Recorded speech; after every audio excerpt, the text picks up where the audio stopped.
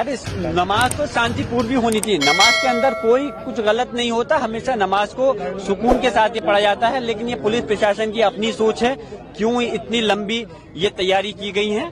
और हमने नमाज अदा की है, सुकून के साथ अदा की है और हमेशा से करते हैं, कोई नई बात थोड़ी है। दुआ की जाती है, खुतबा होता है, सलाम पढ़ा जाता है। लेकिन मैं फिर से कहूंगा कि इस प्रदेश और देश के अंदर जो लोग माहौल खराब कर रहे हैं, नए नए मामले उन धार्मिक स्थलों के खिलाफ कोर्ट में डाल रहे हैं और उस प्लेस ऑफ वर्शिप एक्ट का सीधा उल्लंघन कर रहे हैं, तो बल्कि मैं चाहूंगा कि इसमें तो उन लोगों के खिलाफ कार्रवाई होनी चाहिए और कोर्ट को जुर्माना लगाना चाहिए। ऐसे लोगों के खिलाफ में सजा देनी चाहिए जो कानून के बनाए हुए पार्लियामेंट के द्वारा कानून को उसके खिलाफ नया मुहज तैयार कर रहे हैं। ज्ञानवापी मामले की बात करें तो आज जो है ASI को और हिंदू पक्ष की याचिका में बोला गया है वजू खाने के सर्वे के लिए ये साइकिल। देखिए, सबसे पहले मैं इस सर्वे के ही खिलाफ हूँ, चाहे वो ज्ञानवापी का हो या यहाँ का हो, जामा मस्जिद हमारी संभल का हो।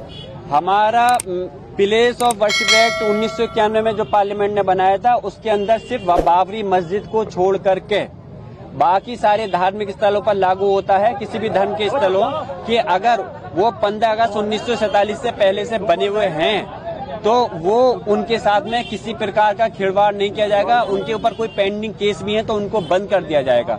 लेकिन यहाँ तो नए नए केस डाल करके उस केस की संविधान की धज्जियां उड़ाई जा रही हैं। मैं इसके खिलाफ हूँ, इसकी मुखालफत में हूँ मैं, और हम कानूनी लड़ाई इसके खिलाफ लड़ेंगे। सदर साहब, हाँ, क्योंकि मैं वकील तो बाद में हूँ, पहले सदर हूँ यहाँ का इस टाइम। सदर साहब क्या कहना चाहेंगे? कुछ नहीं, पूरी मस्जिद जो है नमाजियों से भर चुकी है और हमने जो और आने वाले लोग थे उन्हें अनाउंस करके रोक दिया है कि मस्जिद पूरी भर चुकी है, सड़क पर कोई नमाज नहीं होगी और सब अंदर ही नमाज अदा करें। इसलिए सब लोगों ने हमारा कहना मान लिया है, सब रुक गए हैं, मस्जिद में ही नमाज होगी। मस्जिद में तकरीबन 5000 लोग मौजूद हैं नमाजी, और किसी तरह की पुलिस प्रशासन हमारी पूरा सहयोग कर रहा है ऐसी तरह से, और हम उनका सहयोग कर रहे हैं।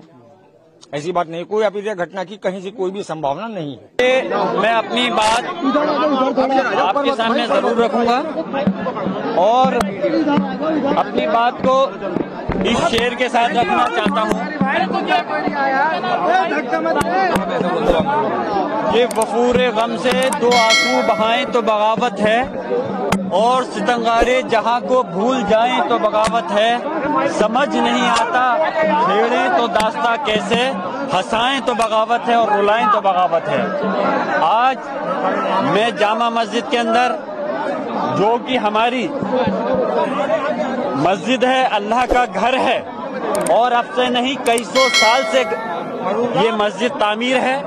यहाँ पर इबादत करने के लिए सारे मुसलमान तशरीफ लाए हैं और ये कोई नई नहीं है, हमेशा से यहाँ नमाज अदा करते हैं।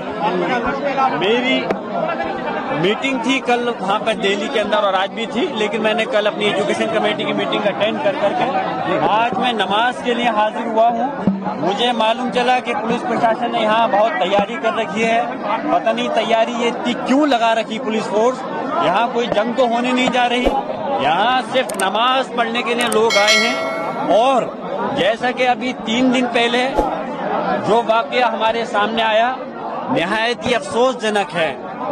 मैं अफसोसजनक इसलिए है क्योंकि संभल की सरजमी पर बहुत अमन व अमान के साथ, बहुत सुकून के साथ में सभी लोग, सभी धर्म बिरादरी के लोग सुकून से रह रहे हैं। लेकिन कुछ शरारती तत्वों ने इस माहौल को खराब करने का प्रयास कर रहे हैं और वो शरारती तत्व उन्होंने जो याचिका डाली और उसके अंदर जो सर्वे का, मुझे ताज्जुब भी है इस बात का, और ये मेरा अधिकार है, मेरा अधिकार है कि मैं कोर्ट के आदेश के खिलाफ आगे कोर्ट में जा सकता हूं, और जो कोर्ट ने आदेश दिया मैं उससे सहमत नहीं हूं। मेरा ये है कि इस आदेश के तहत, क्योंकि दूसरे पक्ष को यानी कि हमारे पक्ष के लोगों को नोटिस नहीं दिया गया, उनको सुना जाना चाहिए था पहले, सर्वे देने से पहले, आदेश देने से पहले। खैर, कोर्ट का मामला है, उन्होंने आदेश दिया, लेकिन उससे ज्यादा मुझे ताज्जुब है कि संभल का पुलिस प्रशासन,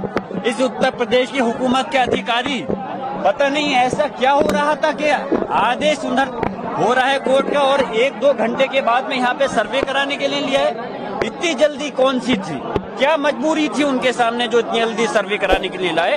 और सर्वे ये 2 दिन 4 दिन 1 हफ्ते में कभी भी हो सकता था, लेकिन अगर पुलिस प्रशासन इतनी जल्दी अगर और चीजों में भी कर लेता, अगर ये पुलिस प्रशासन के जो लोगों के साथ हम मॉब लिंचिंग होती है अगर उसमें भी इतनी सख्ती दिखाता, अगर ये पुलिस प्रशासन इसी तरह से लोगों के खिलाफ जो झूठे मुकदमे हैं उसको रोक करके उनके खिलाफ कार्रवाई करता जो इस टाइप का माहौल खराब करना चाहते हैं, तो हमें भी खुशी होती।